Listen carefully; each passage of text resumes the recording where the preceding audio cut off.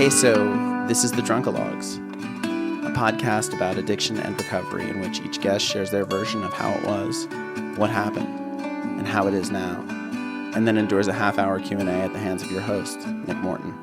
I had tried to lure my next guest onto this podcast since its very inception. He's been a great friend for 15 years, an inspiration, and a vital consigliere through this journey of sobriety.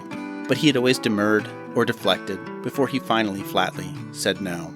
But it has now been 7 years since I first started this project, and while I had hoped to get to 100 interviews before finally hanging it up, we all in recovery know that a number is just a number, and I am feeling like perhaps now is the time to move on. And so for this final episode, I asked him if he could come on the show and interview me. He is a writer, producer, and director who is perhaps best known for his work on the award-winning Netflix series, Ozark. But he is also one of the world's great conversationalists, and I was thrilled to get a chance to have this deep and honest conversation with him about my own story, as well as the nature of God, faith, and sobriety. Won't you please welcome Paul Kolsby.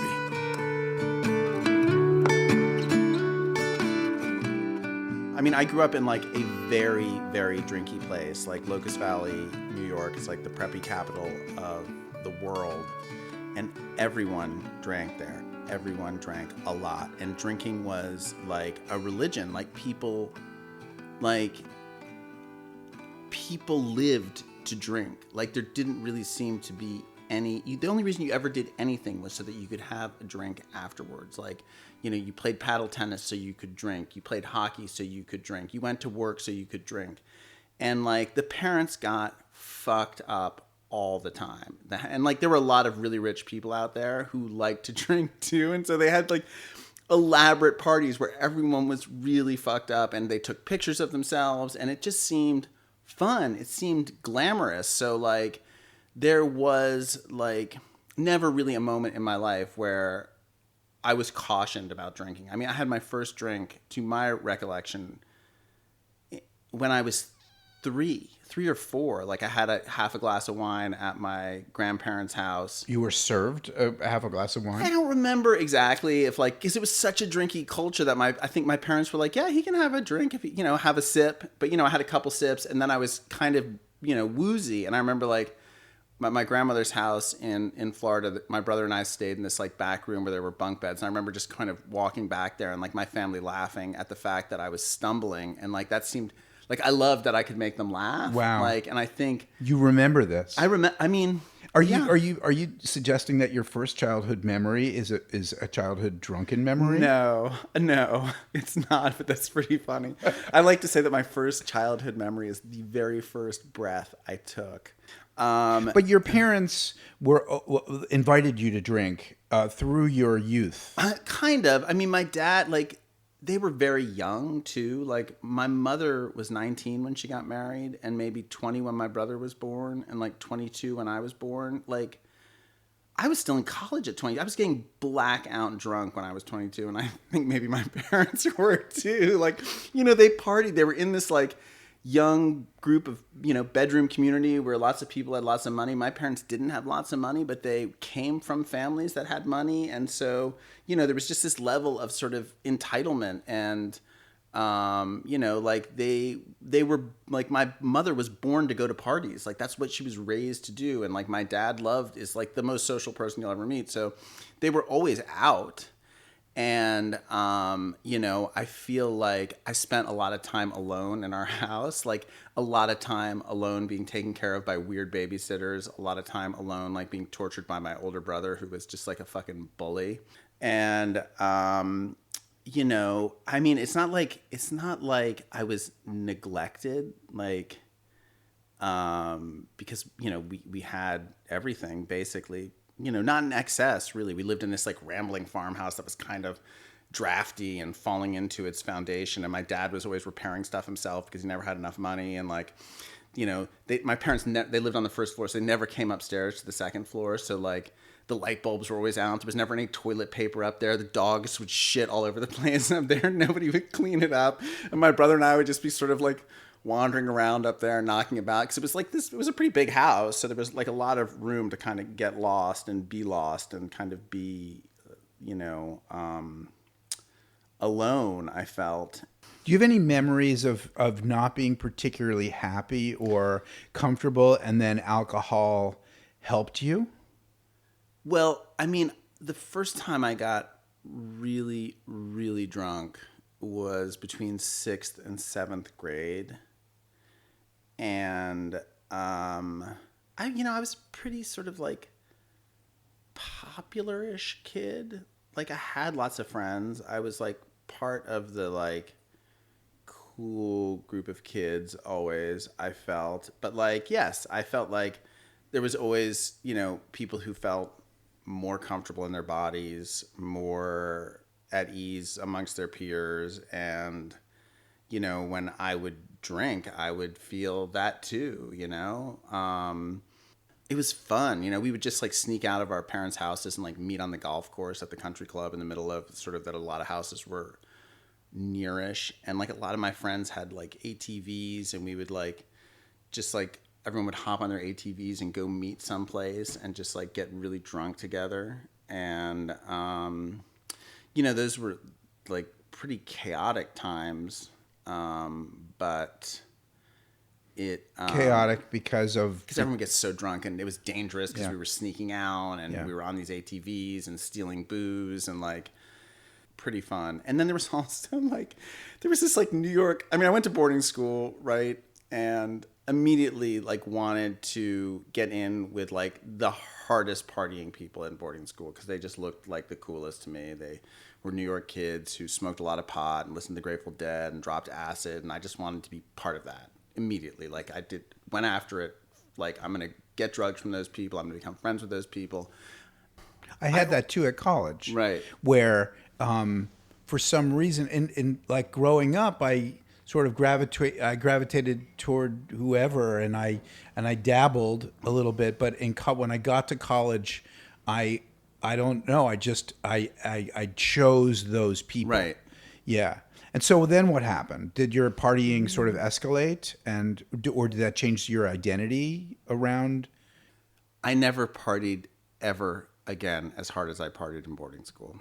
I mean, is the truth. I mean, my partying changed, but like certainly from a drinking standpoint, when I got there, I definitely like whatever. I had this like air of privilege. Certainly, I was a New Yorker. My parents were rich. Like, I felt like I was invincible. I was a pretty smart kid, and I was just like, I don't, You're talking about boarding school. Boarding school, yeah. Yeah. And so, and then like as I got into like that sort of partying culture there, and like going to Dead shows and taking acid, and like I really believed on some level that I was on a spiritual journey that involved chemicals, and like I was a beat poet, basically. I was Jack Kerouac, and like in order to like get to that like level of satori, I had to be obliterated. Like it was a Well, because Jack Kerouac and all the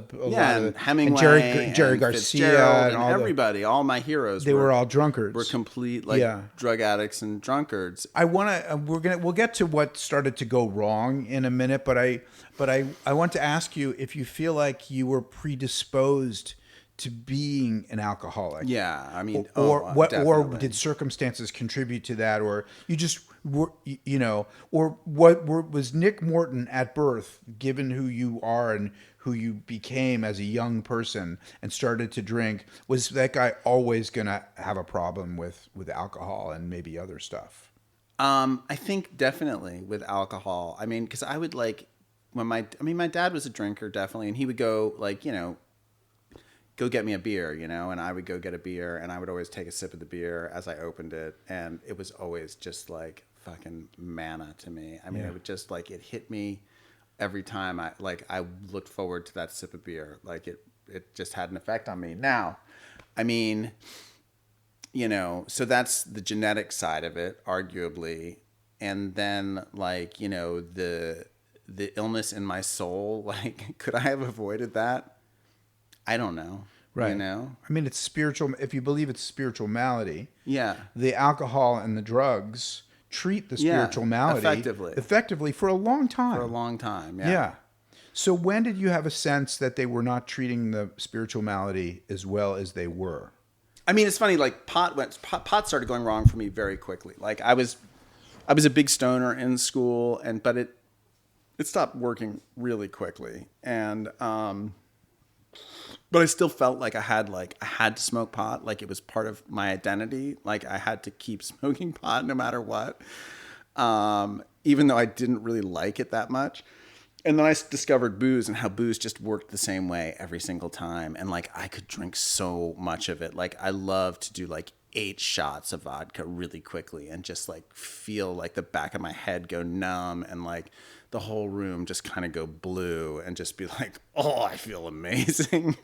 What first happened was I had like health problems from it. Like I was on like a long bender that started my roommate and I, Marcus Hunt, snuck out of boarding school with Christmas money, bought tickets to Los Angeles from New Hampshire and like snuck out and flew to Los Angeles to see Dead shows. And we stayed at like a beat up hotel in Inglewood. I took a huge like macro dose of mushrooms, had a horrible, horrible trip, went to hell. And then like in the trip and then drank sort of my way back to sanity. And then he and I came back to boarding school. I've sort of lost track of the sequence of events, but I believe he came back with a brick of opium that he then just smoked in his dorm room until he got thrown out of school.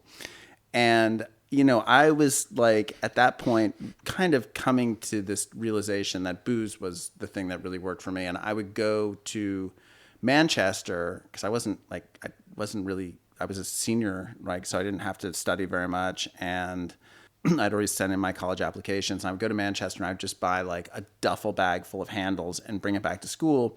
And I would drink a fifth of vodka a day, just like sitting around my room. A handle is a handle is like, a half gallon? A half gallon. Right. I wouldn't drink a half gallon a day, but might drink, like a third of that. Right. Or something, a lot. I was drinking a lot and it just seemed funny and fun to me at the time. And then Marcus and I met up in Florida for vacation and we just like drank all day and all night for like 5 days. And then I went to meet up with some other friends. He was probably with me too. I don't really remember, in Atlanta for a Dead show. I took some more mushrooms and I barfed and it was blood, like a lot of blood in my barf. And then I was clearly like bleeding through my digestive system too. So it was really gross and painful and scary. And I came back to boarding school and I went to the infirmary and explained to them really how much I'd been drinking and how like I was puking blood and I was freaked out. And they sent me to the hospital and they brought a therapist in and I had drank a perforation in my stomach. And the therapist was basically like, you really have to stop drinking. Like, you can't drink anymore. And then I was never going to stop drinking. That was the therapist? The therapist said that? Yeah. And what did you think? Did you think I thought I could see, I knew I was in trouble of some kind. Like earlier in that progression during that like period, it must have been, it wasn't that long, maybe 8 weeks that I was drinking that much. I remember that same therapist, I was doing an independent study with him on psychology, and I came one day really late to class, and it was just me and one other kid in that class. And I probably reeked of booze because I'd been up late all night drinking. And like I came in there and we sit down, we finish the class. And at the end of class, he turns to my friend and is like, Jason, you can leave. I got to talk to Nick. And he's like, dude, everyone knows what you're doing. It's not a secret. You're not fooling anyone. And I went to rub my hands through my hair and my hand was like this. He's like, you're fucking 17 years old and you're like shaking like an old man. Like you got a problem. And I was like, yeah. I was like, on some level I was thrilled someone noticed, I mean, I did want help. I wanted someone to fucking care, you know, I think. On the other hand, I was like, you know, kind of thrilled that I was getting away with it, you know, because that was a big part of the culture at that school. It was like work hard, party hard. And like the idea was that the unspoken rule was that if you did well, they would leave you alone, which was my experience. They left me alone. Like everyone knew what I was up to. Nobody came and tried to intervene and fix me or save me or help me. After coming home from the hospital, I got into Georgetown or Columbia or something, and I like partied all weekend. And then I came in. They called me into the infirmary to get my results, and they were like, "Have you been drinking?" And I was like, "I had a couple drinks over the weekend." And they were like, "Sorry, you failed the test, locked out." And they were basically like, "We're not letting you leave this infirmary. You're a danger to yourself." The school infirmary. Yeah. You had said before how they told you have to stop drinking, and you thought to yourself, that will never happen. Do you remember? Is that true? I mean, I just like, I didn't believe I was medicating myself. I didn't believe I was treating my insanity. I believed I was partying. I believed I was having fun. And so it just seemed like, whatever, I'll get it together at some point. And drink normally? Like yes, I thought I would be able to drink normally. Like this is a phase. Yeah. But you said what you said a few minutes ago was that they told you have to stop drinking, and you thought, well, that'll never happen. I just did. I mean, I really didn't believe it would ever happen. Like I didn't really, for a very, very long time, did not believe in a life without alcohol because of the way I was raised, I think. And I mean, like one thing I had forgotten to talk about, I was meant to talk about was just like the New York drinking was a different kind of like socialite drinking. Like we would go into New York City and just like get so wildly fucked up going to these like debutante parties and these like society parties and stuff where I was just like incoherent, like fall down the stairs 20 times at the party and just be like, that was hilarious, you know? Yeah. And it seemed like that was the point. Like it really, like I believed I was doing the thing that you were supposed to do with your life if you were raised the way I was raised. I remember thinking that, the idea of, because I knew I had a problem too. Stopping drinking was, I thought like, well, what would I do at night? Exactly. You know, like what you like. It doesn't make any sense. Obviously, I'm drinking too much, but this right. And like nights that people would stay in college, I'm like, you're staying in, and I would become what, like I don't know, some kind of a pastor or like a monk, right? Or the what idea, who does that? Right, like abnegation. I just had I had no experience with people who like unless they were kind of dying, and I just didn't crave it. But it didn't seem like there was a life I knew that or respected that was going to be fun also. Yeah, like but even beyond that it just didn't really exist. Yeah, no, I agree.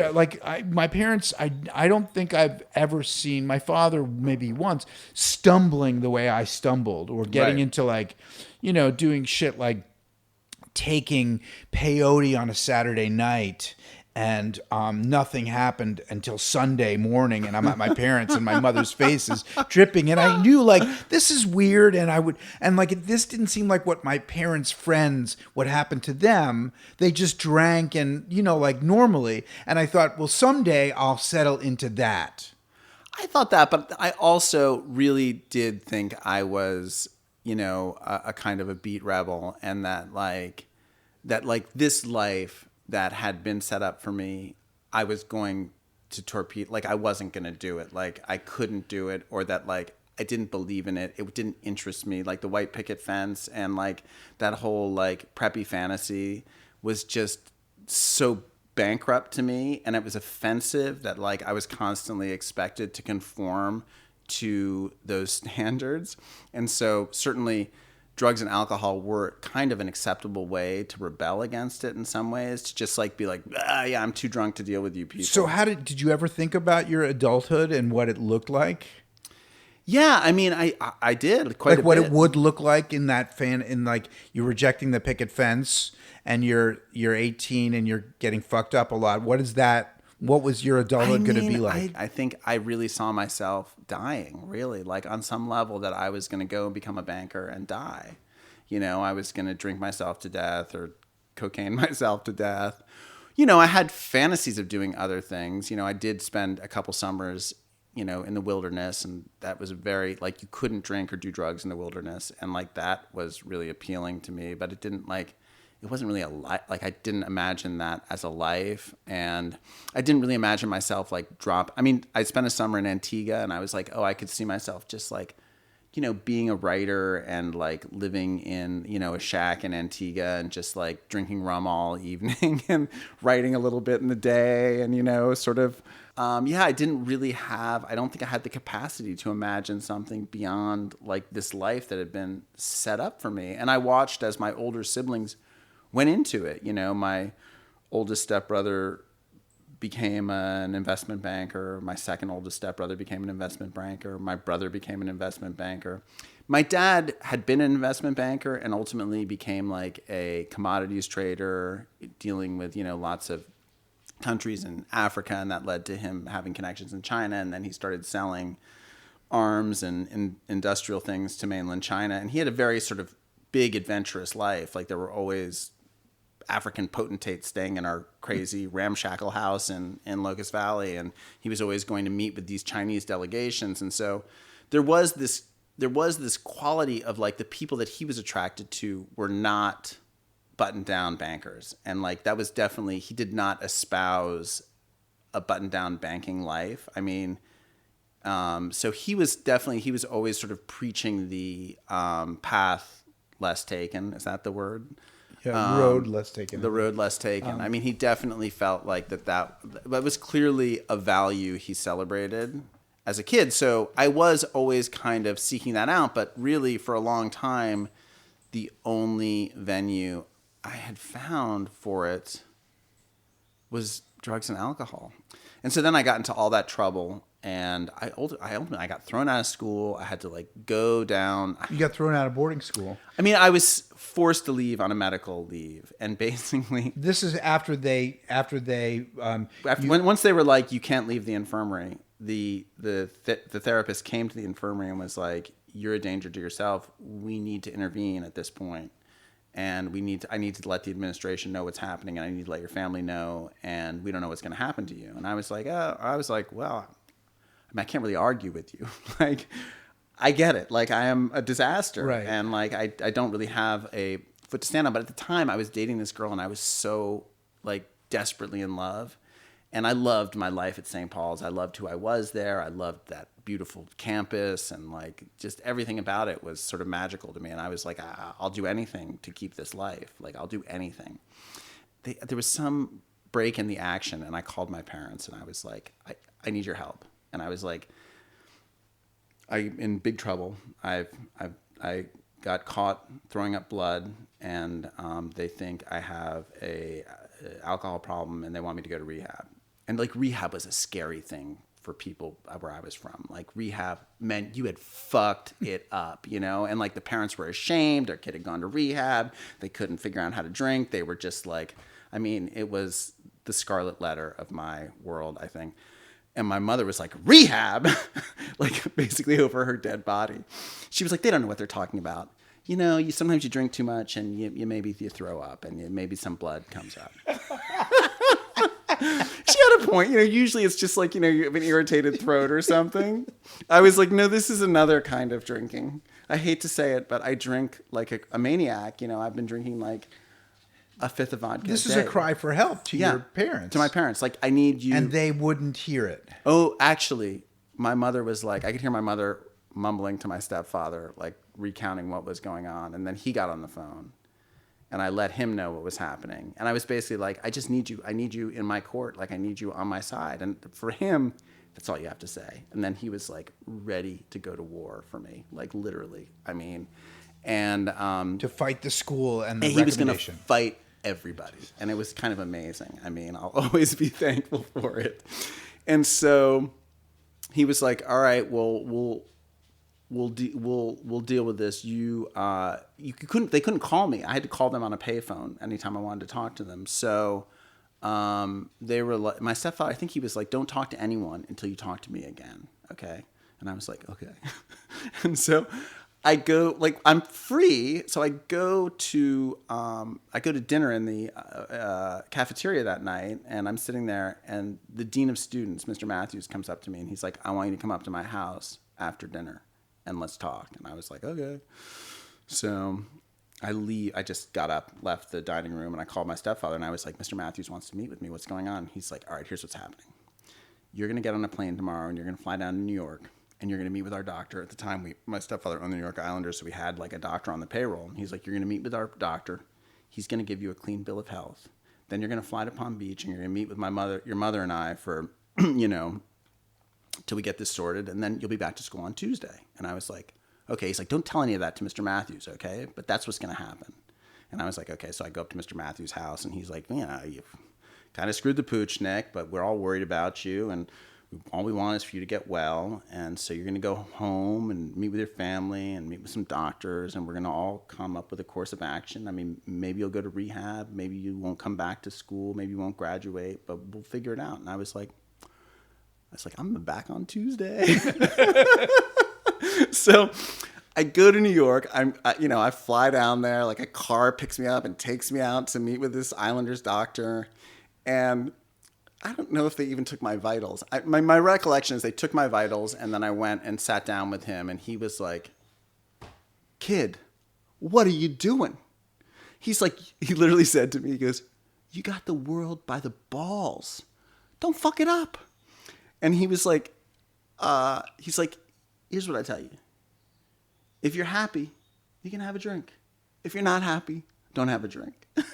And so I go back to my parents' apartment in New York City. They have this like very grand apartment on Park Avenue. And I'm sitting there, and my parents call, and they're like, well, the school won't take our doctor's recommendation. They want a second opinion. And they're like, they're not going to accept the, recommendation of some quack on your payroll. Fair enough. So they're like, we've got another doctor who can help. It's Dr. Phoebe, and he had pioneered the use of lithium for the treatment of bipolar disorder. So I'm sitting there in this apartment by myself, like feeling very Holden Caulfield in New York, just like at loose ends. And Dr. Phoebe calls. And he's like, Nick, it's Dr. Phoebe. I'm sure you know why I'm calling. And I'm like, yeah. And he's like, look, before we do talk about anything, I just want you to know where I'm coming from. If I take this on, I'm going to ask you if you've ever drank so much that you can't remember what happened that night. And if the answer is yes, I'm going to say you need to go to rehab. So if the answer is yes, and you don't want to go to rehab, I'm not your guy.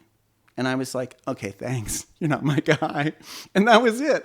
And I was like, whatever. I was like, I cannot believe that this choice has actually been put into my hands, that I can deal with it. But I was like, yeah, I want to go back to school. Like, that's what I want. Like, I don't know what's best for me. You were given the teacher's manual. You were given the answers to the test. And it was just sort of hilarious. Yeah. Yeah. And so did you then have to see another doctor? Yeah, so I flew down to Palm Beach, and I met with my parents in their very grand house down there, and whatever. It was really depressing. And they were basically like, my stepfather was like, I'm going to sue the school and make them take you back. And my mother, they were sort of like going back and forth about this. And then they were like, eventually they found a doctor in New York who everyone agreed was a disinterested third party. She'd been on the McNeil Lehrer show. She was the foremost expert on teenage alcoholism and drug addiction and in the tri-state area. So my stepfather had a private jet at that point. And so we got on his jet, flew up to New York, meet with this person, and she makes me take the test. Are you an alcohol AA? That 30 question test or whatever. And I score off the charts. I am. You take it serious. You do. You I give it. Yeah, honestly. because I'm now I'm pretty thoroughly lost, and I've pretty much decided that honesty is the only. When way your out parents of this. were going back and forth, were they still determined to keep you away from rehab? Were they still convinced that you're just a kid who drinks a little too much, or were they starting to get worried themselves? whether it was right or wrong, rehab bad or good, I think they believed it was a black mark. It was something that was going to fuck up your life. Like, it was going to fuck up college. It was going to fuck up jobs. It was going to fuck up your prospects. So why do it, if you didn't have to? And so you didn't go? I didn't go. I went up. I met with this lady, and she was like, look, you're an alcoholic. There's no two ways about it. But I don't see why that should get in the way of your education. She's like, do you think you can go back to school and not drink? And I was like, yeah, of course I can. And she was like, okay, then I'm going to tell them that you're coming back. And like, literally, I think I went back that evening or the next day back to school. And started drinking? No, I didn't. I went back and I did not drink because I really did care about being there. And I couldn't risk getting thrown out. Right. But I did smoke some pot. I smoked quite a bit of pot. And I also I stopped, my whole MO, I was such a hard drinker that my whole MO was to do everything else perfectly. So I had great grades. I always showed up in class. I had a routine when I came in at night. I always took a shower so I didn't smell like smoke or pot smoke or booze. And so I dropped all that stuff and stopped going to class and because I was like, I don't have to, I'm not hiding anything.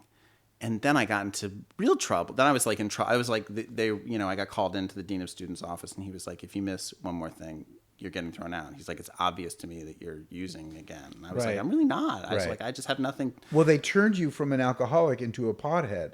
In a way. I mean, I didn't smoke enough. I really never liked pot again. I mean, I smoked it because I just wanted Maybe. to I just something. remember that weed for me in college was the pot itself whispered, "Do not go to class." I mean, I had done a lot of wake and baking when I was in 10th and 11th grade, but at this point I was just whatever. My girlfriend would smoke some pot, so I'd smoke some pot with her. But so you dodged that bullet, but did you rally and do better in school, and then you got into a good school, a good college? I got into a bunch of good schools, and I went to Georgetown, and I had there's that phrase alcohol's fun, then it's fun with trouble, and then it's just trouble. Mm-hmm. Well, so I had gotten what I perceived as a big dose of trouble, and it was never clean for me again. There was never this experience in boarding school. Yeah, alcohol I knew was dangerous. And yet you drank for another 20 years. Yeah, another 22 years. So what, did you ever have an experience where you couldn't imagine living with alcohol or without it? I mean, I did so much dumb shit, where I really regretted my behavior. I got a couple DUI. I got a DUI, I guess. I got pulled over a bunch. I behaved so badly at a wedding. The Secret Service was there, and they asked me to leave. And, I just, I fought with my wife and my girlfriend, and I just never really knew when it was going to get out of control. So I'd go to a wedding or something or an event, and I'd be like, pace yourself. That was always the mantra in my head, pace yourself. You just never know how this is going to end. And a lot of times it ended harmlessly, whatever. I'd have a couple drinks and go home. But it was just I couldn't tell which was going to be the night where I just went crazy. For some reason, I always I never wanted to spend $300 in a bar. Right. But when it was free at a wedding, I very often made a fool of myself and blacked out. Yeah. Yeah. And so I would black out a fair amount, and then.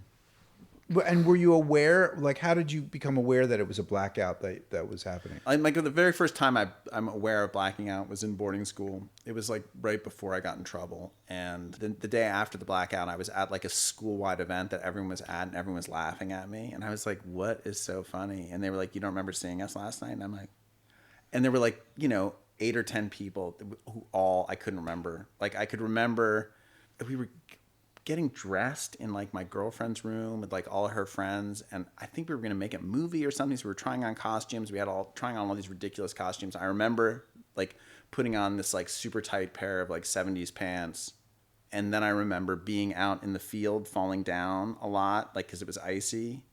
And then I remember being in my dorm room and my roommate being like, we got to get him in the shower, you know? And it was only like the next day that I realized, wow, I had blacked out, and like how crazy that was, that you would do all these things and not remember it. You know, it just seemed, you know, and I didn't Not black out. remember it, and at the time you were doing them, not have any awareness that you were doing them, not having any control over your. Did it scare you? You know that. Yeah, it was super scary. It was always scary. I mean, all the times I blacked out, it scared me. So what did something happen? What happened eventually? I mean, I got to a point that was pretty acute and shocking where like it stopped working completely, you know, where like I wanted, you know, in that Cat on a Hot Tin Roof where he's like, I need to feel the click, and like I couldn't feel it anymore. Like I just never was getting to that place where I felt good and was enjoying the evening, and it didn't last that long, this period, but where I would like have a drink, it had no effect on me, have another drink, it had no effect on me, have another drink, have no effect on me, and then I would just be like incoherently drunk for some reason. And there was no longer that period of like being fun and loquacious and like, you know, outrageous. Well, yeah, it wasn't gradual. So that was part of it. And then part of it was also that like I had kids and I was scared of the consequences of, there was just a lot of chaos managing my kids, and then I'd be hungover, and I had ambitions, you know, I had artistic ambitions that I was completely neglecting. And I had gotten to a point with booze where I really, like, there was nothing left to explore. Like, nothing interesting ever happened. I wasn't meeting new people. I was just hanging out with my same sort of, like, drunk, privileged, alcoholic friends. And I wasn't interested in it. I was just like bored with myself. I was annoyed with myself. And then I was at a Montessori Shir HaShirim event, and you know, people would bring sometimes wine to those things, and I had brought a bottle of wine. It was like a orientation for how to like apply to kindergarten. And I poured myself a glass of wine, and then I sat down to listen. And then I got up and I had to walk through the entire crowd to pour myself another glass of wine. And I drank that. And then I was sitting there and I was like, I really want to go get another glass of wine. But I was too embarrassed to like actually go and get another glass of wine. And then I was going to meet Ariana and Nero for dinner afterwards. And I really had to pee at that point. And I wasn't paying attention. I was to where I was going. And I rear-ended somebody on Hollywood Boulevard. And it was not that big of an accident. But, and we exchanged our information and drove home. The police didn't come or anything. But when I got home, my insurance company called me and they were like, you haven't paid your bill. Like, you're uninsured. And I was like, what? So I was really scared. Like, I was scared of like what might happen in that event. Like, you know, the liability that I had exposed myself to. And, you know, the insurance company, the woman I got into an accident with, she did claim that she had been injured in the accident. I think I called her and just like begged for mercy. I begged everyone for mercy. And as Tommy Swerdlow says, thankfully, we don't get justice, we get mercy. Mm-hmm. But in that moment when I discovered that I was uninsured and that I had invited this level of chaos into my life with my wife and my children and my house and everything, I was like lying there and I was like, something in my life has to change, you know, something has to change. And I was like, this is clearly the thing, like booze. Like, this is the thing that I hate, that's destroying me, that I can't stop, even though I had struggled to stop. You know, I had tried to moderate my drinking so that I was only drinking, you know, 7 drinks a week, and I would write them down on the calendar. I'd be like 2 here, 3 here, 2 here, and then I'd be like, ooh, I'm out of drinks for the week. I'd be like, oh well, it didn't work this week, you know? And booze had just been this like way for me to like not really face myself. So wait, what happened when you called this woman and you begged for then mercy? I have a friend who's like I called like a fixer, my own personal Michael Clayton. And he was like, you should get as much money as you think you can possibly afford in cash and drive over to that lady's house and give it to her. And I was like, you're out of your mind. And so I just settled with her as though I was the insurance company, but I had to pay for her car, which actually wasn't that expensive. I think it was a total loss, but the car was old, so it was only worth like. You wrecked her car? I didn't really wreck it, but like the repairs of it were more than 50% of the value of the car. It was like an old Lexus that had to have its bumper replaced. So you gave her some money. So I think I paid her like $6,500. Right. And then my own car was totaled. Yeah. And I sold it to wherever it was towed to for like $2,000. So you were out $80-something. I still had to pay off the loan on that car, which was like another $9,000. Wow. I think the whole thing cost me $17,000. Right. Which was a lot of money, but not like wasn't crazy. And yeah. But so did you feel something different about when it worked out and you paid the money? Did you still feel like no? I felt like it was coming for me. Like they're coming for me. Like they took my money, but this is gonna get me. Like it's gonna get me. So what happened? I mean, I that night I decided I was gonna stop drinking, and I called Barry Fox, who was a good friend and was the only basically sober person I knew, and I was like, "What do you do?" And he's like, "You stop drinking and you start counting your days, and I'll take you to a meeting." And so, that was maybe a Tuesday, and he took me to a meeting on Saturday. It was at the Sunset 5 underneath in that basement room there.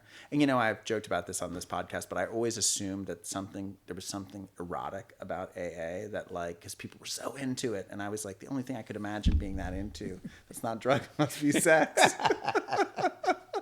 And I get there and it's like the saddest room, and it's the whole thing is sex fucking at all depressing. Wait, there's no sex promised? It's like the most unsexual thing in the world. Yeah.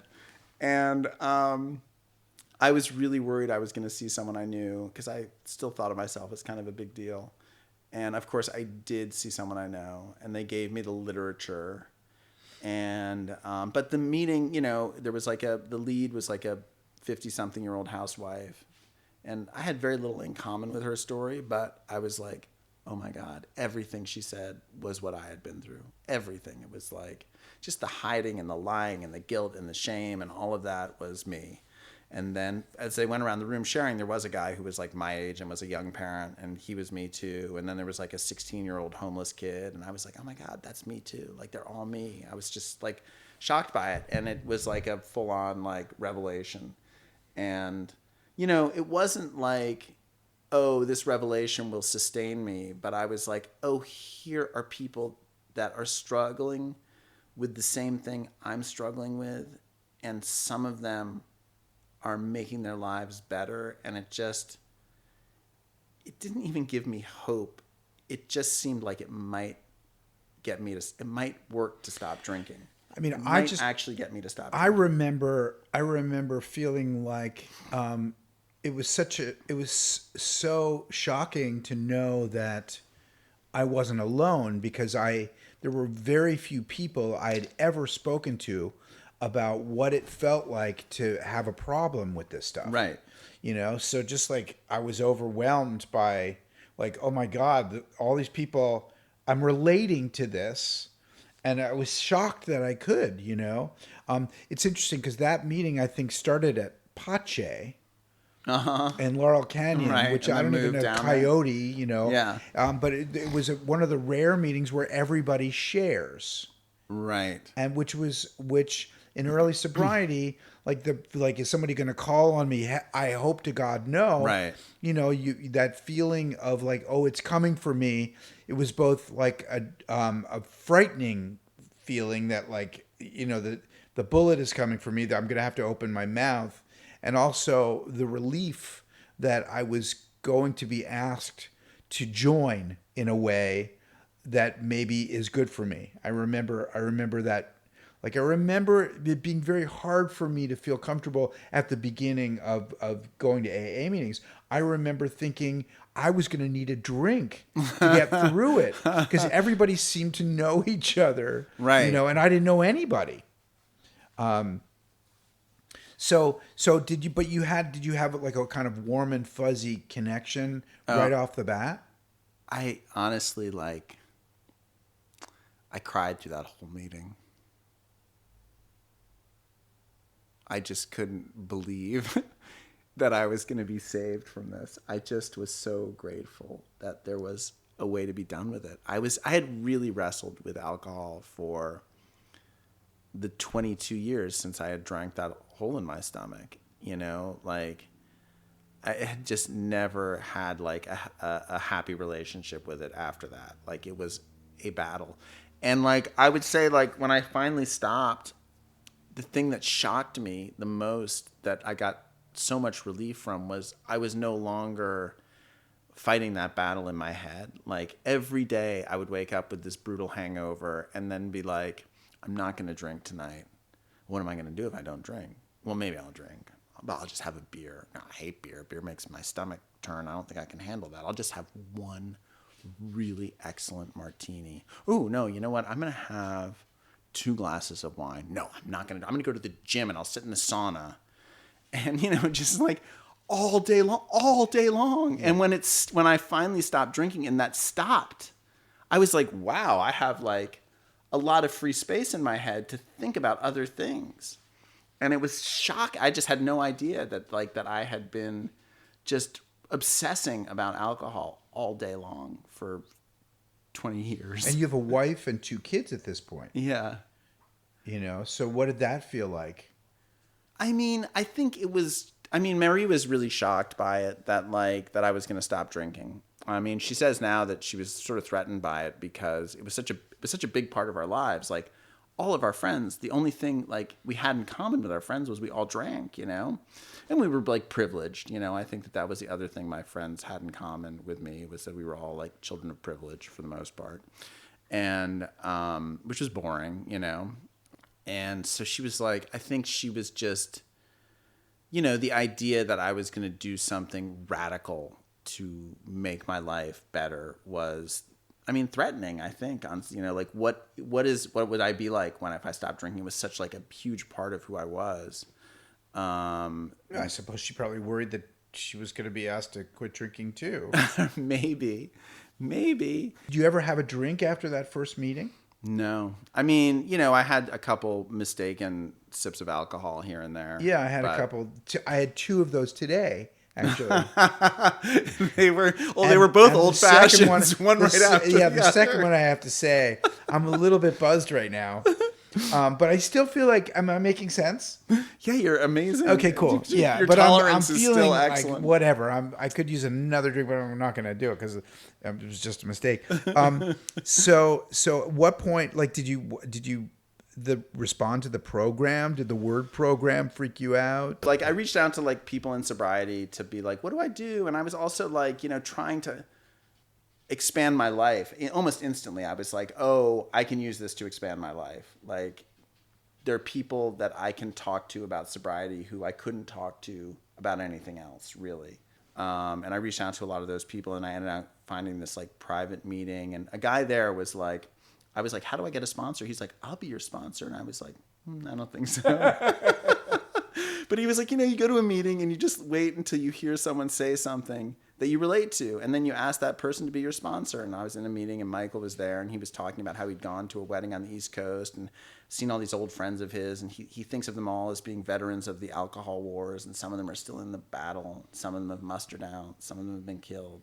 And I was oh, this guy's speaking my language. Mm-hmm. And so I went, I chased after him. I felt like I was, it felt like I was doing something, I was asking him on a date or something. And I was you'd be my sponsor.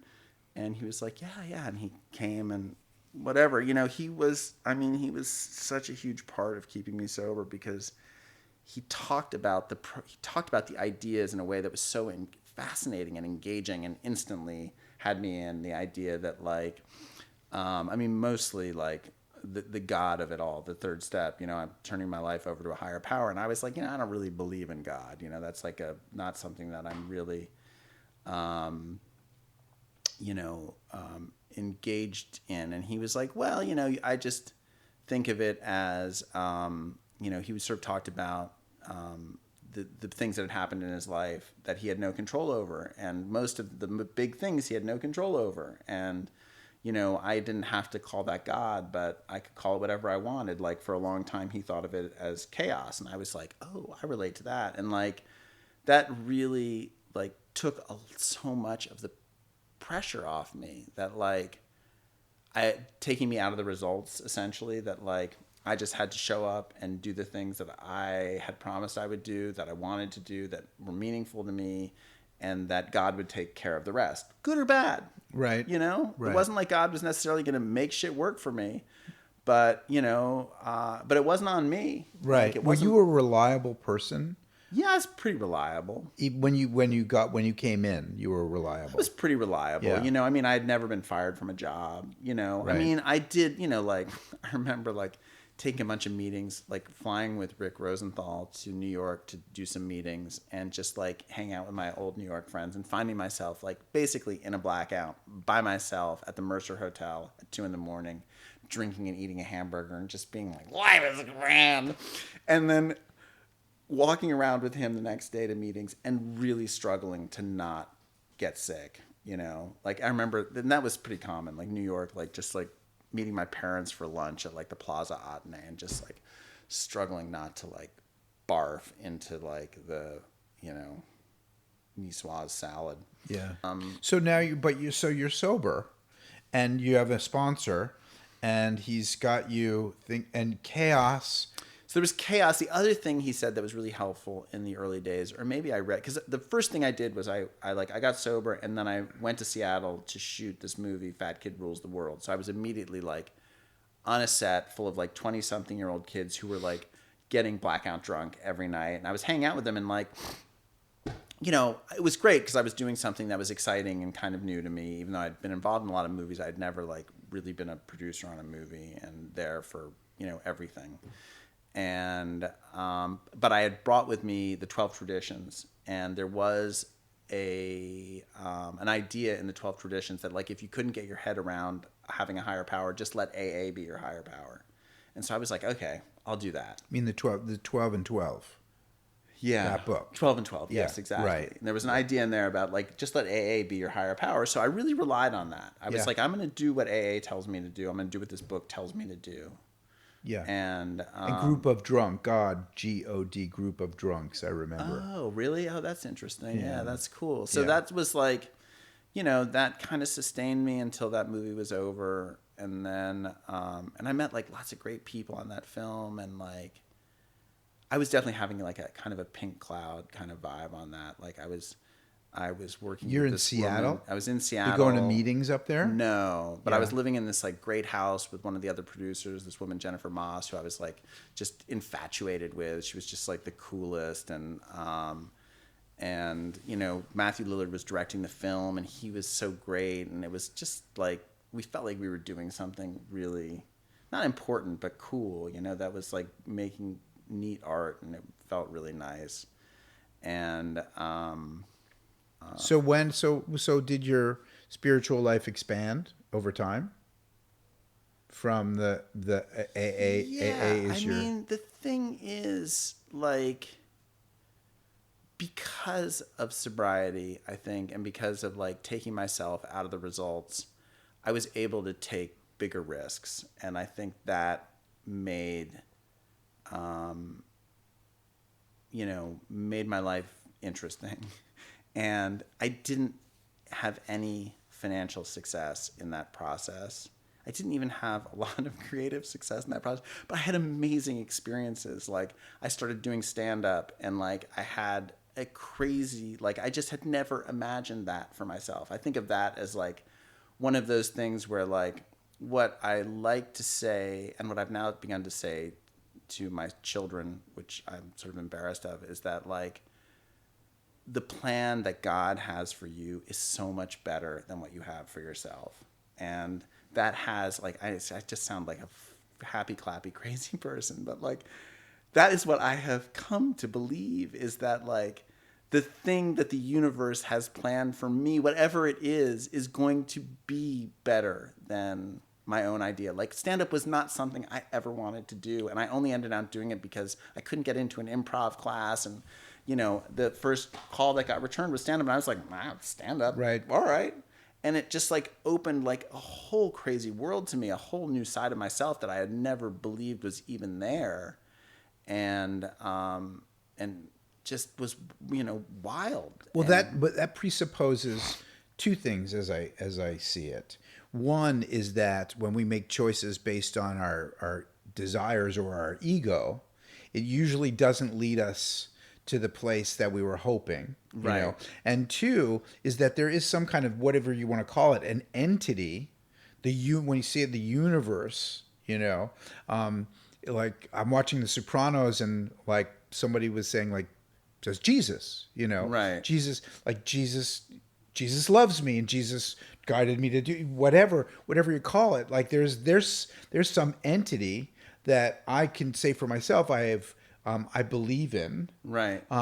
I have some embarrassment around like talking about. Do you struggle with that in any way? Like this? Well, I mean, for a long time, like, this idea of my higher power being chaos was very effective. And Michael would say, but what if it was benevolent? And I'm like, I just don't believe that. Like, I just don't believe that there is a sentient over being that cares about me. Like, why would the universe care about me?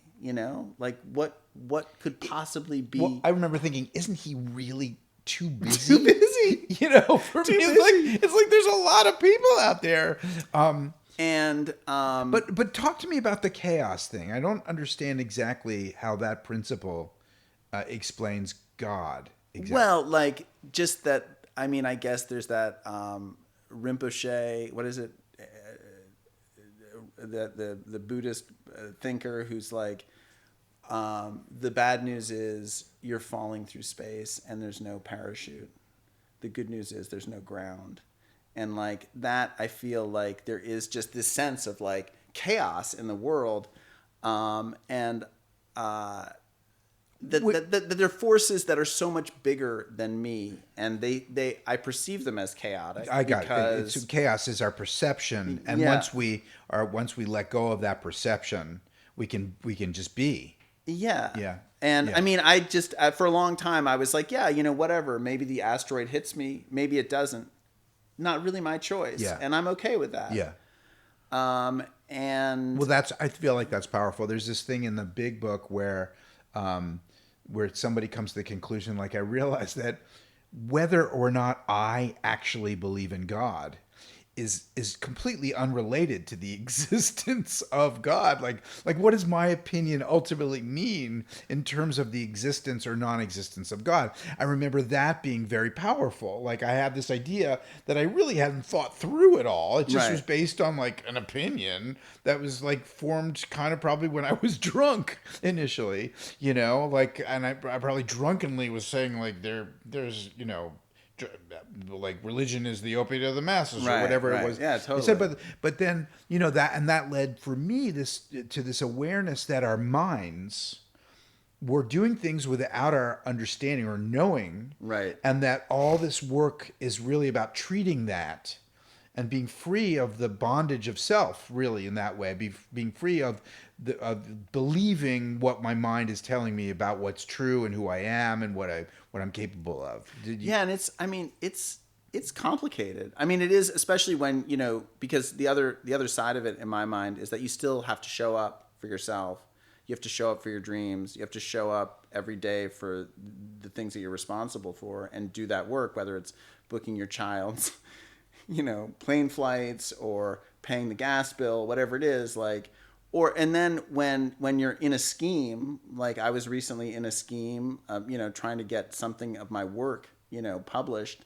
And I'm like, well, how do I play this? Like, do I still have to scheme and then not worry how it all works out?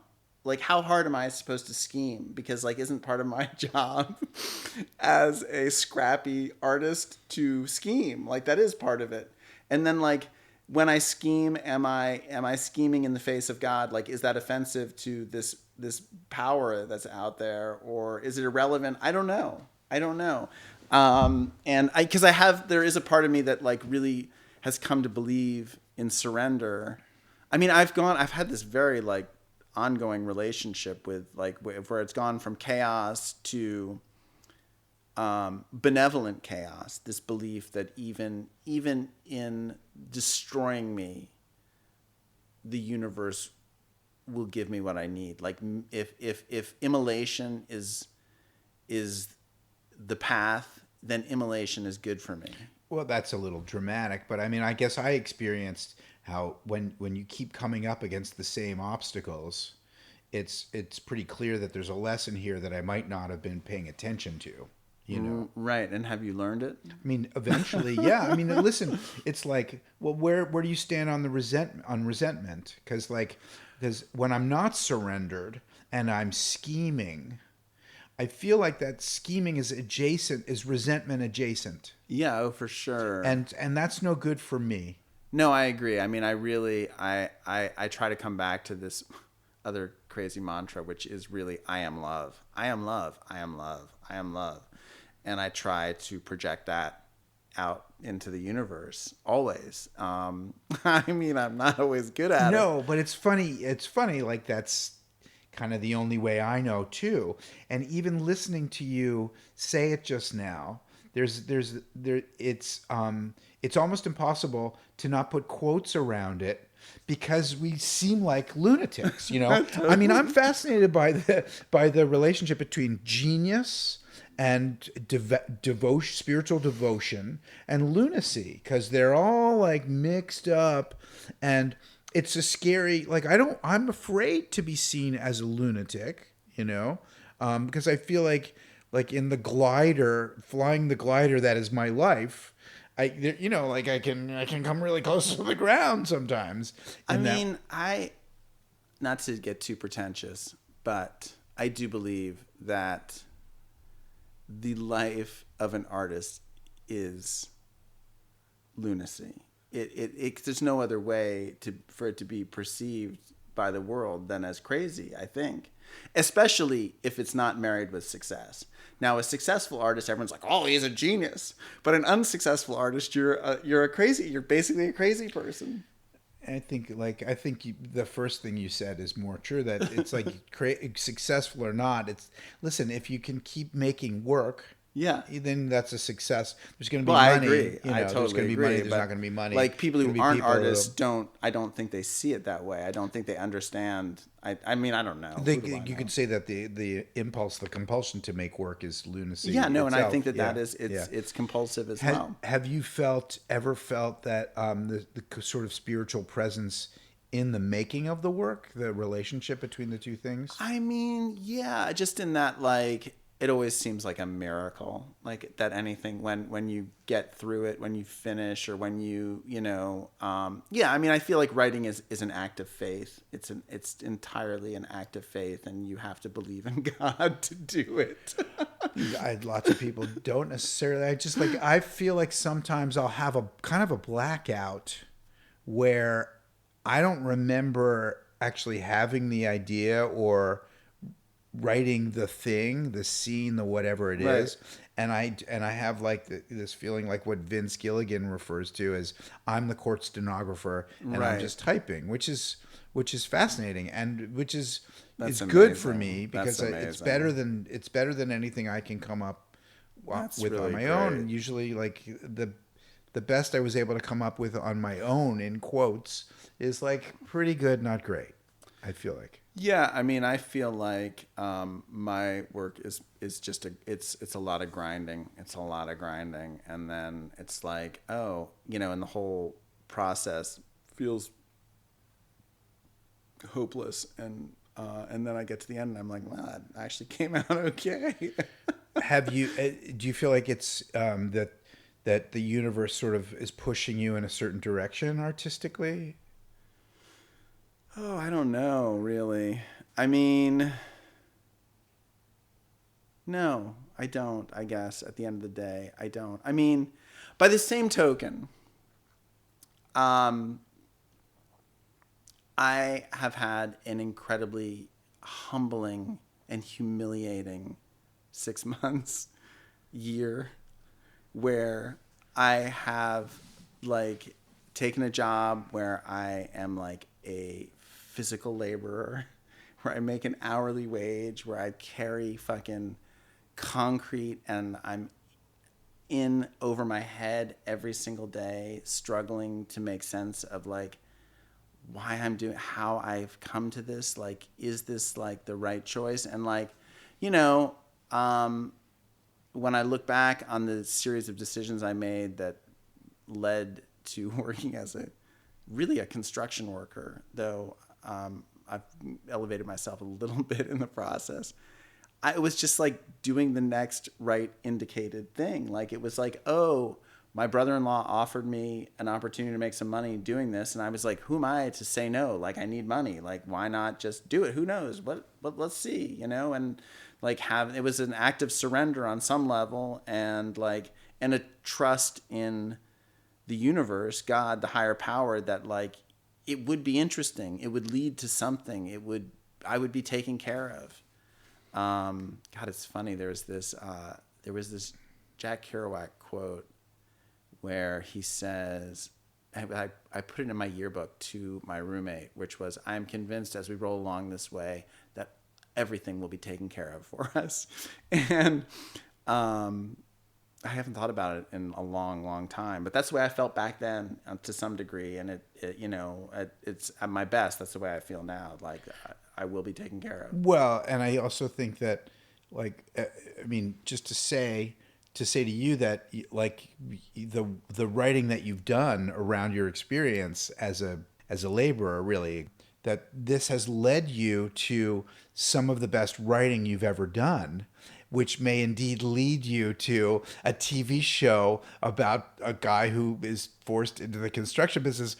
Isn't that the sort of sense of humor we've come to expect from the universe? Yeah, no, and I think, I mean, you know, and I think when I started doing this construction work, and there was a lot for a long time. I was like, why is this why do I have to do this? And I have a slightly different relationship to it now, but I was very confused by the job when I first started, but I wanted to keep it. I wanted to do it well, and so. I mean, do you see a lesson in having this desire to do something well, just for its own sake, as being important as a spiritual lesson? I mean, I don't know about that. It probably is valid. I mean, certainly coming up in Hollywood, there was always this idea, like, if you're given a chance to sweep the floor better than anyone's ever swept it, you know? And there's certainly truth in that. Like, if you give someone, you know, as a boss, like, certainly as a underling to my brother-in-law, like, I have discovered that what he really needs is people to take shit off his hands. Like, just solve the problem. That's all he wants, is you to solve the problem. And at first I was very bad at it, and I've gotten better at it. But I did find, like, that there was maybe some value in just the humiliation of it. That, like, there was something maybe I needed, that, like, I just needed to feel the simplicity of hard labor, to know what it was like to just be reduced to that there might be spiritual value in it for me. Well, there's humility in that, but humiliation, I think you're talking about sort of more of an ego breakdown. I mean, talk about that. I mean, I do think, like, yeah, I was humiliated in this job. There is no two ways about it. Like, just because I had people talking to me, you know, client after client has felt entitled to just speak to me in a way that I'm just shocked by. But, and my reaction to it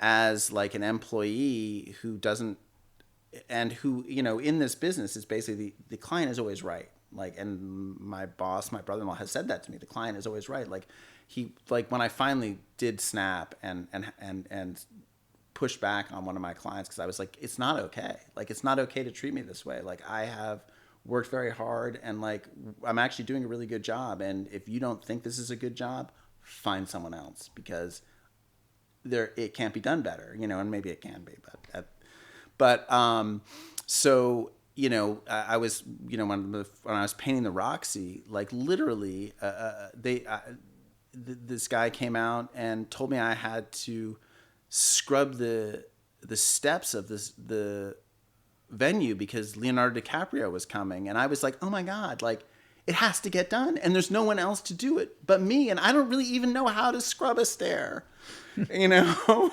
And I'm there with like my t-shirt, like scrubbing the mud, the stucco mud out of the broken steps. You And took I'm just your t-shirt off you? I did not. But I didn't have a mop, and I had gym clothes in my car, so I was, you know, on my hands and knees with like one of my old t-shirts, scrubbing the steps, because the guy had spoken to me like that was my job, and like that I was sort of inhuman, or I was subhuman. And I lost a sense of myself in some of those early days when I was like running around the Home Depot and like trying to find out like what is, you know, 1320 Romex wire, and like what is a safety plate, or, you know, and of course everyone's telling me these things in broken English that doesn't, you know, that isn't really translatable to what's being sold in Home Depot either. There's words they use that are not what, you know, it's like, that's just code that everyone says that I now say myself, but like, go get me a bag of 20-minute. Like, I don't know what 20-minute is. It's sort of like, you know, it's concrete, steak right? wit, steak wit out, you know? Yeah. It's how quickly it dries. Yeah. You want it wit or without? Yeah, whiz wit is what we...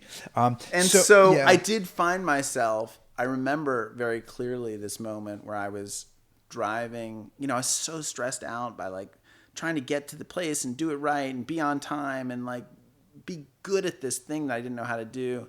And I was driving down Sunset Boulevard. I'm probably going to cry telling this story. And I'm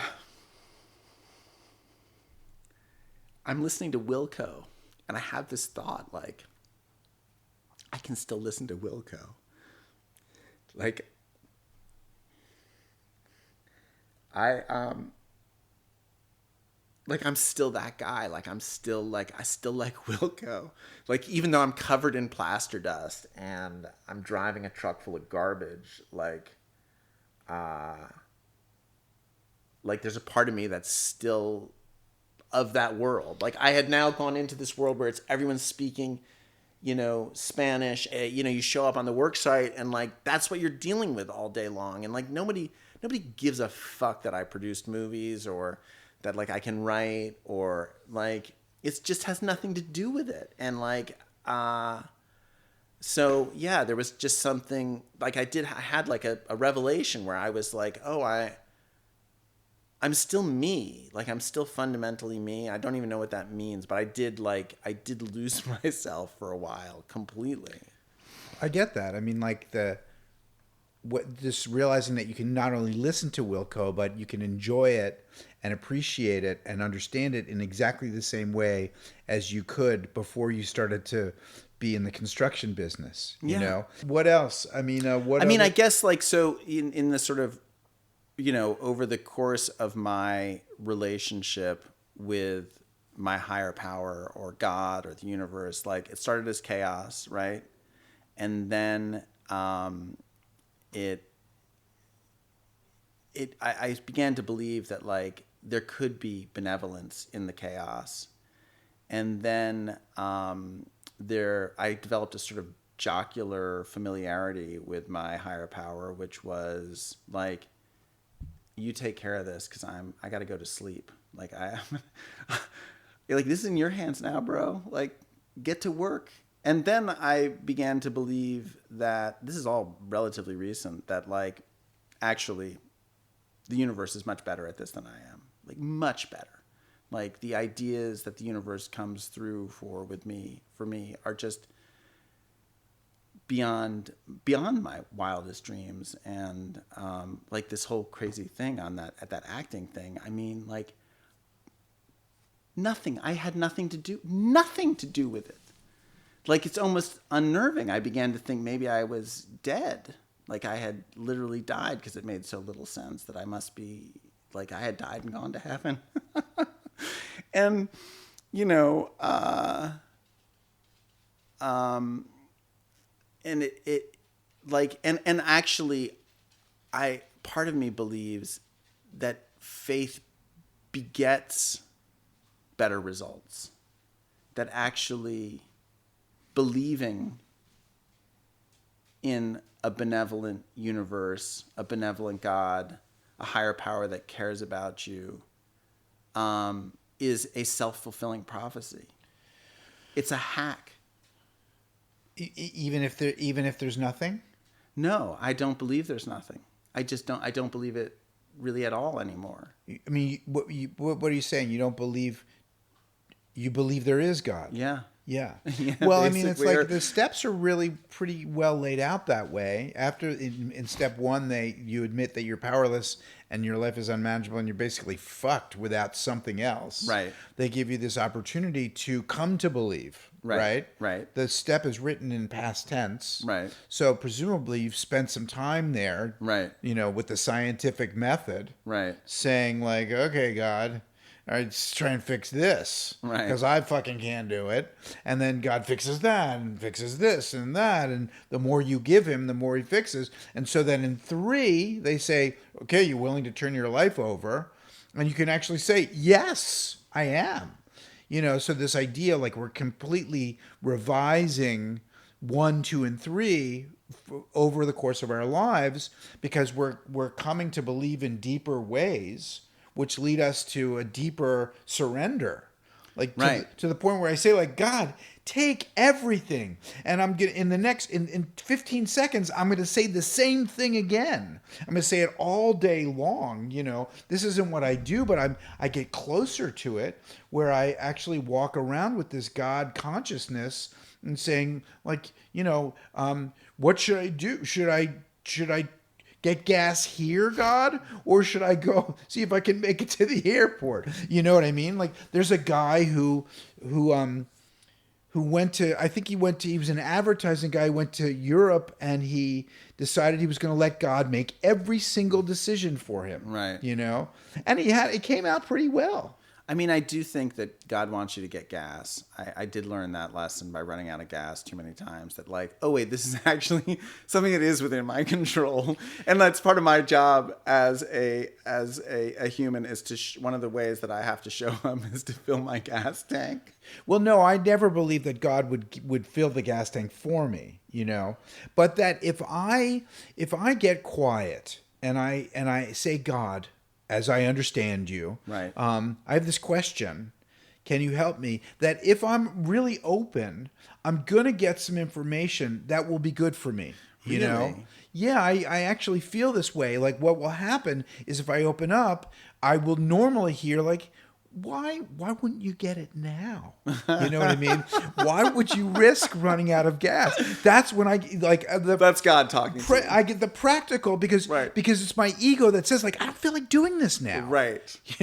Right. Yeah, for sure.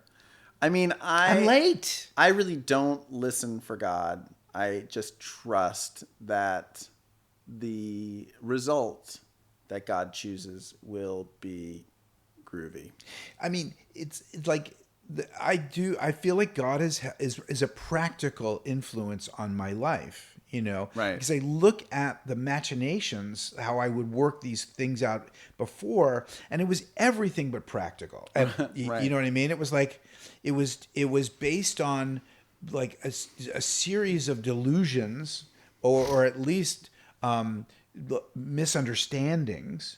And like the extent to which I really say, like, help, I let go, and I get this wisdom coming in, usually, like, God doesn't say, jump off the bridge, you can fly. Right. Yeah. It never does. And I think there's a fear that I think some people come into AA and they're freaked out that the pink cloud, whatever, they will get some weird data. But for me, it's like when I get quiet and I take a breath and I slow down enough, wisdom does come in. Usually not the opposite. Not like scatterbrain. I have a scatterbrained idea, but now today I'm like, well, I know enough. I should just take a few breaths, and the scatterbrain generally goes away. I mean, I'll say this: the scatterbrain always goes away, and it's replaced by like good, solid, practical. Like, why don't you make sure that whatever whatever you're avoiding. Right. You know, what this scatterbrained idea actually was me trying to get out of something that I do need to.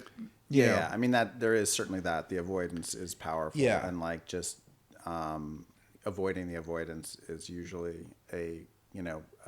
even if it's a small thing, you're like, oh wait, yeah, if I just deal with this thing, Yeah. I can deal with everything. I feel like for most people who don't have severe mental health issues, and I count myself among them, if other people don't necessarily count me among them, that the pause, that the spiritual opening is going to lead me to a better place. Yeah, I mean that notion of I am love. I mean, I just like I was so worried. My daughter went to Patagonia, for the past 10 days, and like I would just like play out these horrible scenarios, and then I'd be like, no, the world is full of love. She's fine, And I do believe that the world is mostly full of love.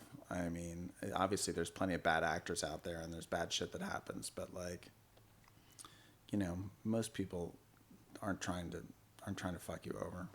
I'm curious for you, like, I obviously I feel like I know a lot about writing, but like writing music, like that was a whole path, it seemed to me, that you sort of lit out on with a very recovery kind of mentality. Like, I'm going to show up for this every day for an hour and just see what happens. It started out with 30 minutes. I realized that I had had this guitar for, 35 years. And that in 35 years, I probably played it on average, about a half an hour a month. Right. Over those years. And I thought, well, how good could I possibly expect to be with that level of discipline? Right. I thought, well, let's just do an experiment. And this is the kind of thing that comes for me, like, by getting sober and, being Right. exposed to this one day at a time thing. What if I did it for 30 minutes a day for a month? And what happened was, by the end of the month, I was doing it for an hour a day, because I improved so much that I really enjoyed it. I wouldn't say I was good, but I started to enjoy the sound of my own playing. Right. And that month was so huge for me. And is that the fun of music, that you enjoy the sound? I mean, it looks like when musicians are playing, they are enjoying the sound of their own music. Is that what it is? I mean, it can be a number of things. Like, one is it can be just music itself is beautiful, and when you're tapped into like what music is, when you're actually playing some kind of music, you're in that flow, you Right. know. And then there's like learning to play music in time, Right. not speeding up or slowing down, so that you can actually play with other people, Right. and feel what that's like, Right. you know. And then there's writing music, which is very surrendery, you know. Right. It really does come to you in a way. Right. Like, you can't. I don't think I could try to write a song like all by myself, you know, without any inspiration or with a feeling like, because like It's funny because I guess stand-up is a little bit like that. I found, like, writing jokes. You can sit down and write jokes. And I feel like actually the practice of sitting down and writing jokes leads to that out of left field thing that is really where the great jokes come from, in my experience. I mean, sometimes you grind out a joke, but mostly it's felt to me like the best jokes I've told were, you know, just came to me in a fully formed. given to you. Yeah, But totally. I feel like that's the reward for me. That's the reward for sitting in the chair and struggling through the times where I'm nothing as good as Right, coming. where you don't get nothing. But yeah, so the writing gods reward you. Right. You got to pay that price to get the reward. And I like talking about the writing gods because it doesn't freak people out when you talk about the writing gods, you know. Right. Even though it's the same. It's the same you know. thing. The expression "beyond my wildest dreams." What does that conjure in your life, in your experience? I mean, I guess my general ambition is to survive, you know, like I feel like I have a pretty low bar for like what I want for myself, you know, what I believe I'm capable of. maybe. And I mean, I guess there have been a bunch of things that have been, I mean, stand-up really was beyond my wildest dreams. It was not like I didn't set out to be a performer. Like it wasn't on my list of things I was trying to do. And the thrill of it was so much more intoxicating than anything I had experienced in my life up until then. And it was just, I was shocked that like this kind of experiment opened a world that I could excel at, and that could be so rewarding and so scary and satisfy so many needs, and that I was good at it. Like the whole thing was just like, it had never even bounced into my head that might be a thing for me. And directing, I directed one episode of my TV show, and that was a similar experience where I was like, I don't know if I'm capable of this. Like, it seems like a very, very difficult job. And, but once I was doing it, I was like, this is like insanely fun. And I think I was, you know, I mean, I only did that one episode, but I was like, I mean, I felt like I was really good at it. Parts of it. The thing of leading the army, I was surprisingly good at. It's not surprising to me. Talking to the actors was a much more complicated thing. Like, I wasn't necessarily effective at it, but running the army was really, I was like, oh, this is amazing. This is the funnest thing I've ever done. And then getting offered this acting thing was just like so, just not something I was even trying at all, you know? And like, it just felt so, like I don't deserve, like it's so, I just like, why, you know, like, and on the same level, you know, I felt like I held my own, like I was fine, I was good, you know, and like, I felt that way about stand-up. I was like shocked. I was like, wow, they laugh. I'm up to this. Like, you know, those opportunities are like, I mean, I think, I don't know what your experience is like in Hollywood, but I have found that like, I've never struggled. But I really don't believe it's like, there's no meritocracy here. There is a lot of recognition of talent and a lot of reward for talent.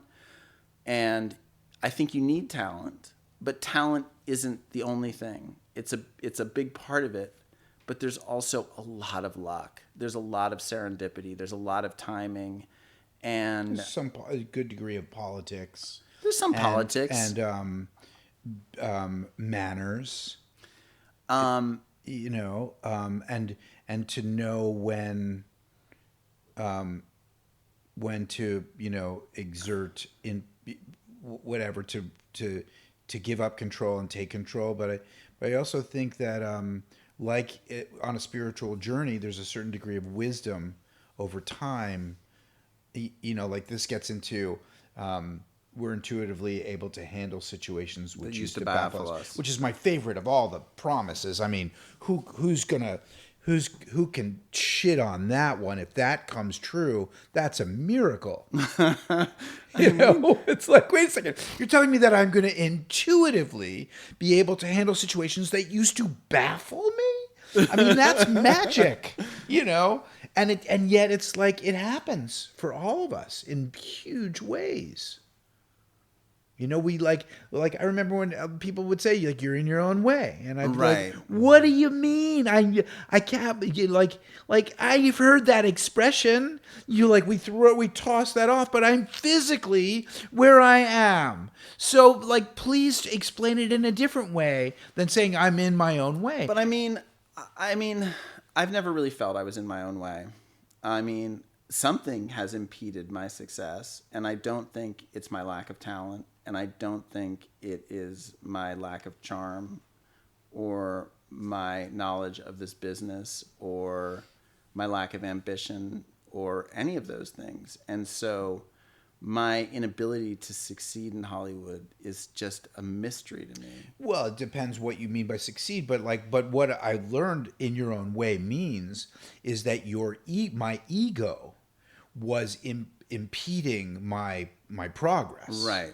And I had to understand that ego was more than just bluster. Right. You know, bullying. I always thought an egomaniac was somebody who says, like, "Get out of my way. Right. This is My way or parking the space. highway. This is my parking space." Right. You know, and I realized that my ego can be extended to, like, I have ideas about how things should go, and I don't even realize that I have these Right. ideas, and they're affecting my behavior over and over again. And this is what I was saying before, that and I've had this opportunity, this lesson has been taught to me, or the universe has been trying to teach me this lesson for years and years in more or less the same way. And then one day I said, like, oh, I get it. I need to behave differently. I need to let go of this, you know. Usually it's like I need to do what they ask me, you know, because I didn't think they wanted me to. I remember I had these jobs. I did get fired from jobs, you know, like Right. I got fired from a number of jobs, famously. Like Right. at first I was like proud of being fired. Right. I thought like I was making people's journals, or Right. I was in the annals of Hollywood. No one's been fired more or better than I have, you know. And I would do things like unconsciously, because I thought, like, I'm the guy who gets fired. Right. Let's continue this lore. So unconsciously, I was like always going to get fired. And then I remember talking to someone, and he said something, and I said, "Wait a second, you mean that my job is to make my boss's job easier?" Right. And it had never occurred to me. Right. And I'm in my 40s. Yeah. And it had never occurred to me, because I always thought that my job was to challenge my boss, Right. make him a better boss, Right. better person, Right. smarter, more, you know. And it's like, wow. And then I cried. Right. And at all, like, my God, what have I done? And this idea of, like, we're intuitively able to handle situations which used to baffle us is really powerful, because I was immediately able to, you know, like, oh, how can I be of service? I want to fucking confront my boss, but I take a Right. breath and I'm like, well, you've been doing that for years. It hasn't worked out so well, right. you know. So it's like a question, like, for you, who's not blustery at all. It comes down to, where is your ego? You know, in probably nuanced ways, preventing you from going where you need to be. Yeah. And like, part of me is like, oh, you know, where my ego becomes a problem is it's so afraid of being hurt and damaged that it doesn't try hard enough. It doesn't insist enough on being recognized. But, you know, I don't, then I'll like go on a bender where I'm like, I'm calling everyone and fucking sending them my work, and I'm going to harass them, and I'm going to demand to be seen. And that doesn't work either. No, but it is, your ego is insisting on being recognized on some level, because, like, when you talk about the humiliation involved in doing construction work, what you're effectively saying is, I'm being seen as something other than what I want to be seen as.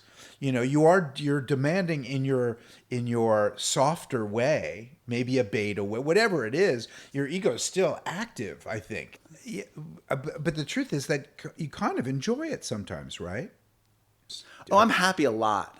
I mean, I really do love the physicality of it. Like, I love the things I've learned physically about my own body, like how actually fucking strong I am, and that, like, I love being able to, like, strap a bunch of shit to my truck, and I love working with the guys I work with. I found, like, the amount of grace that has been showered on me is unfathomable. Like, the sweetness and the joy of the workplace is really sort of beautiful. And the way that everyone works together without ego, just like the million kindnesses shown me at Home Depot, are just, you know, have been, I mean, really, it's been invigorating, reassuring. But then it's also like, I've enjoyed learning. I mean, actually learning is really painful. You know, like, I don't know, as a musician, like, what it's like. I mean, I've learned mostly on this job by making very difficult and painful mistakes. And the way you learn. Unfortunately, I think that is learning, like is making mistakes and then and learn, correcting them. and seeing, Oh shit! Yeah, next time I'm not going to do that. or just making a mistake and by the mistake itself, learning how a thing works. Yeah. When you're playing music by yourself, there's no humiliation because there's no one to witness the mistake, right? But when you're working a job where everybody seems to know more about it than you, then you feel like you're under the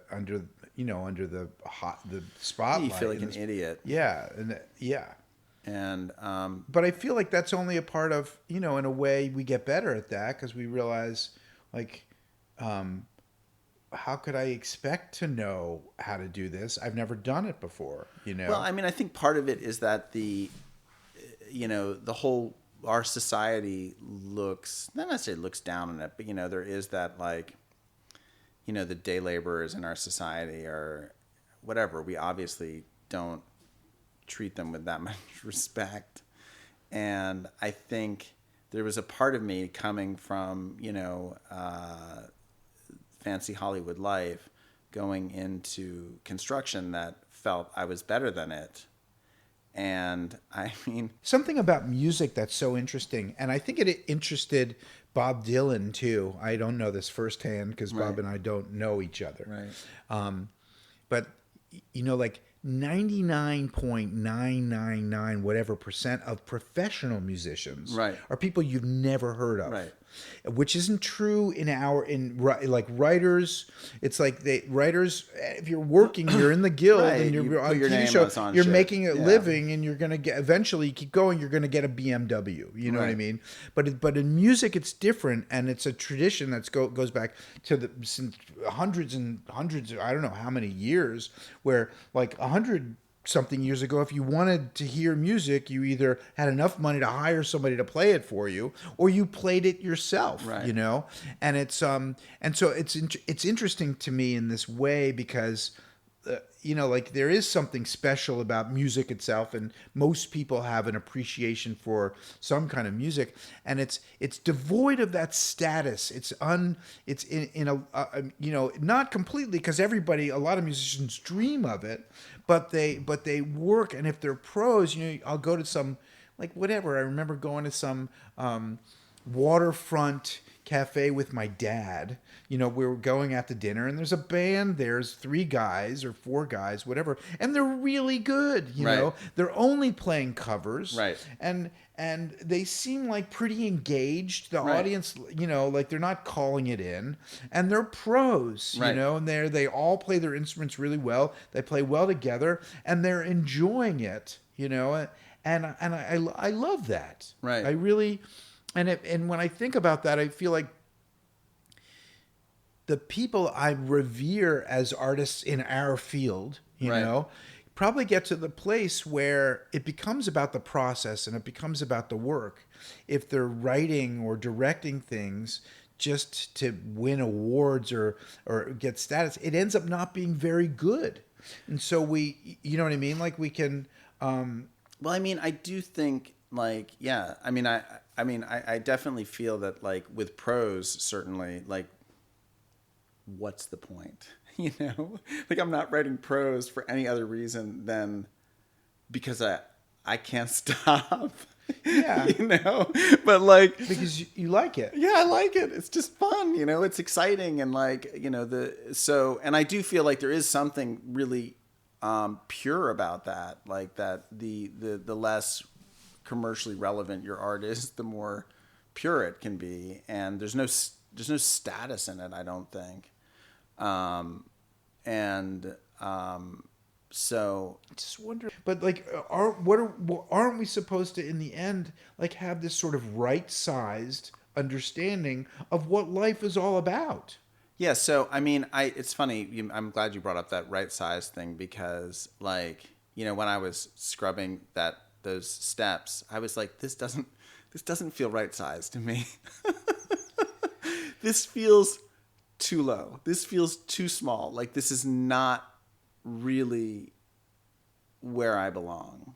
But it's where I was. it is where I was. There was no denying it, you know? And I don't know. I don't know that I've made any sense of it, but like and I mean there is a thing now where like people ask me what I do and I say I'm a construction worker. But You don't tell people that you're a spiritual being having a human experience. I mean, I do feel that way. I really feel like, in some level, when I'm saying I'm a construction worker, I'm really saying I'm a spiritual human having a spiritual experience. I mean, I do relate to that a little. I mean, I do feel like this whole experience has gotten me closer to that. You know, when I was like, I don't know, maybe 10 years old, I had a paper route. Right. Did I ever tell you the story? I had a paper route, and the Sunday paper, which I had to assemble all the sections. Wow, was I didn't realize really, that. and I did the paper route. I had a bike with a basket, and the Sunday paper I had to make, like fit in my basket like very tightly. Right. And if I'm not mistaken, I had to do half and then come back and load up again and do the other half. It was like on 3 blocks, that were a few blocks away from our house at the beach. It was in the summer. Right. And one Sunday it rained, and my basket, my bike was very badly balanced because it had so much paper, so much weight in the basket. Right. And I wiped out because the streets were slippery, and all the Sunday papers went all over the street. And I remember this. I'm 10, 11 years old, and what popped into my head was, I want to die. Right. And I remember that because I feel like when something happens that is out of my control as an adult, things go horribly wrong in a moment, or I'm completely overwhelmed. Right. And I don't know, I fucked up. Right. Yeah. I have that feeling like I want to die. For sure. I don't feel like I don't know that it's a suicidal urge, right. But it's like it's over. Right. You know what I mean? And I feel like I've learned a little bit, not over the last few years really, like I've learned to respect playing hurt. Like I'm not going to die. And I'm going to be okay. Mm-hmm. I was never supposed to do this perfectly, Mm-hmm. In fact, it's even better that I didn't do it perfectly. Mm-hmm. It's really amazing that I could go from thinking I want to die to saying, do I really want to die, or do I just feel like, wow, this is a bad situation, but if I just put one foot in front of the other, I can get out of it, Mm-hmm. I remember thinking, like, I guess it's more than a few years, like Obama, when Obama won the presidency, later I kind of got into, like, he almost didn't win, like many times it Right. didn't look good for him. Yeah. And I have taken that to heart, this idea that it's a marathon. And, like there's a lot of, you can't give up. It's funny. I went on this job that I'm sort of near the end of right now. Was the first thing I really sort of delved into, and one of the very first things I had to do was order all the materials for this job, which was like $100,000 worth of stuff. And one of the things I had to order were these incredibly, I didn't realize at the time, very fancy, expensive tiles. And they warn you in this job that you have to order more tiles than you need, right? And they talk about it a lot. And I met with the architect and I measured the shit and I did everything and I ordered the tiles. And they told me it would take 6 weeks. So I was very busy and time kept ticking by, and I kept knowing that the more time that ticked by, the less likely it was going to be that the tiles were ready when the job needed to start. And so I was kind of hiding the fact that I hadn't ordered the tiles, and I ordered them. And then a couple weeks went by and a package arrived, and I thought it was the tiles, but actually it was just a strike tile to see what the tile was going to look like, and I had to approve it. And then the clock started ticking. So it was actually 9 weeks or something before they were going to make the tiles. And we're ready to fucking start laying tiles practically, and the tiles still haven't arrived. And they showed up finally, and my tile guy, who's really hilarious and smart and super talented, he's like a tile rock star, Roberto. He comes up to the job site and he's like, "You didn't order enough tiles." And I'm like, no, that's not possible. He's like, "You're 100 square feet short." And I'm like, oh my God. Like, I call Reeve, my boss / brother-in-law, and I'm like, I fucked up so badly. Like, and I don't know what to do because, like, it's an expensive job. Like, this is a very high-end construction. And what is it going to look like when we get to the end of it and there's a wall that has no tile? And I have to go to the client and explain that, like, yeah, I just, like, fucked up. And, like, you know, sometimes the next batch of tiles you order isn't going to match. And so there's going to be this wall that doesn't really match. And I really, at this point, want to quit. I want to quit. I've wanted to quit for a long time. But now I can't quit because I feel obligated to take responsibility for this horrible mistake I've made. And so I call the tile salesperson, and I order the 100 tiles. It's like another $3,000 or something. I don't know. And she does it, and then I just, like, I literally am losing sleep over it. I'm going to show up, and Mary's like, "You just keep going, Nick. You just keep going." And I'm like, "Going to where? Where? This ends with my humiliation." But I'm like, maybe it doesn't. Maybe I just keep going. And my therapist said this thing, you know, we do a lot of, like, parts therapy where, you know, these parts of your psyche are sort of split off because the trauma causes them to split off from your higher self, and they've sort of come up with clever ways to protect you from the things that really scare you.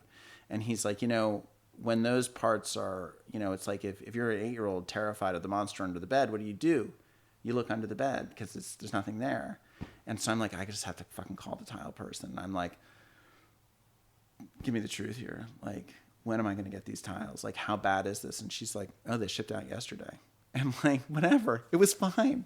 It was completely fine. And that's mostly the way things go. Mm-hmm. You know, you fucking stress and worry, and the things that swamp you are never the things that you think are going to swamp you. And then they don't even swamp you because, as you say, you keep going. Yeah. And there was a woman in AA at the Tropical who used to say, "I've spent my life walking through fires that do not exist." Wow. Yeah, exactly. Yeah, I think it's true. I was going through I guess it was during the before I started working in construction and feeling very sad and sorry for myself, and I really was thinking I wanted to kill myself. And I read this book called How Not to Kill Yourself, which is a really good book, very practical about how not to kill yourself, which basically just talks about, you know, if you really want to kill yourself, just do it tomorrow, you know. Sort of the opposite of one day at a time. And but then, or the same in a way, right? Yeah. And then this boy in my son's school killed himself, and I went to his funeral and witnessed his family's grief and just felt ashamed of myself that I would ever think of doing that. And that was very abstract, but it helped me not want to kill myself, because I realized that this own abstraction that I was indulging in was really just like so destructive. But then, like, the other half of the revelation came. I was, like, really sick. I was feeling really sick, and I was nauseous, and I'd eaten a big meal, and I was vomiting into the toilet, and I was vomiting so hard and struggling that I was like, I'm gonna die. And I had an acute realization that was not what I wanted. I did not want to die. And it really was like, I haven't really wanted to kill myself since then. I mean, as you were talking, I realized, like, I got a lot of people who really want to kill themselves, and maybe some do, really, really want to just not feel like killing themselves. Totally. You know, and we have so many tools to get us to the place where we no longer want to kill ourselves, you know? Yeah. Which in a way is like what AA or the 12 steps is about, is saying, like, you don't have to live this way. Right. Because I do think like a lot of that, you know, the drinking is, you know, a way of killing. It's a way of, you know, sort of parasuicide, as Clancy Martin would say. It's like you're doing the thing that will eventually kill you, and it mimics in some ways killing yourself because it takes all the pain away, it's sort of like a fantasy of killing yourself. And like, being sober is very much the opposite of that because you're stuck feeling it all. And I think, part of what you were saying about embracing the imperfection is like, celebrating all of that, that range of emotion and that range of experience and, the bad stuff and the good stuff, and just knowing that like, whatever, you keep going and then more good stuff inevitably comes. Jeez. Like, the world needs this. It definitely does.